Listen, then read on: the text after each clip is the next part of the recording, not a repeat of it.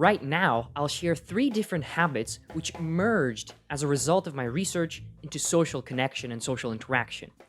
So, without further ado, here we go. You might have heard that opposites attract. Well, it might be true for magnetism, but it's not true for people. As it turns out, people are very sensitive to their environment. They want to keep things very similar, very regular. But how can we overcome this tendency and connect with people despite our differences? Well, that's a good question. And I think that one of the best illustrations of how we can do this is with this study. In it, 168 students would take an attitude test. The modern equivalent of it would be something like, do you like Trump? What are your views against abortion? And things like that.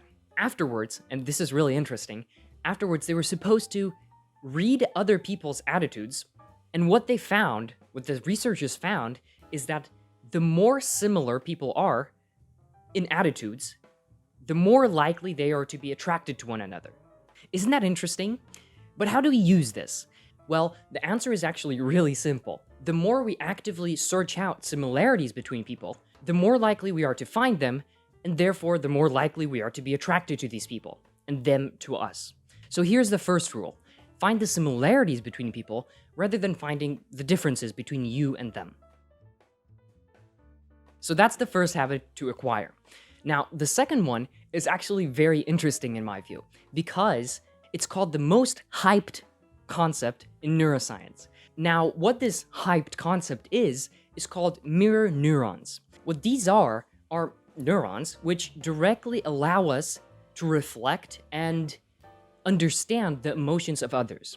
So for example, if you see someone with a disgusted face, you immediately understand them, and not only that, but you can also feel it within yourself as well. So the idea here is, if we apply more energy and more positivity to every one of our conversations, to our greetings, then we can trigger mirror neurons within other people, making them more energetic and positive.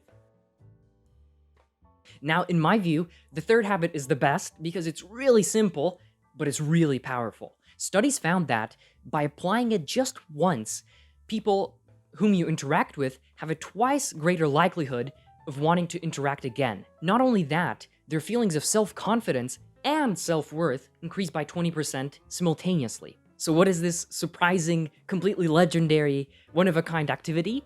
Well, it's thanking someone.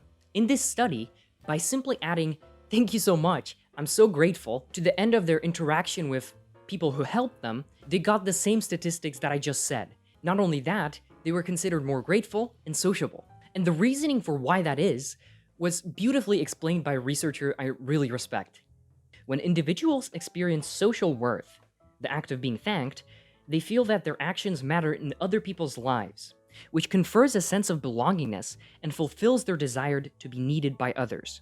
Brilliant. So with this quote in mind, let's try to apply these 3 habits and hopefully make our world a little bit warmer. Alright, I hope you found this video useful, and for now, bye.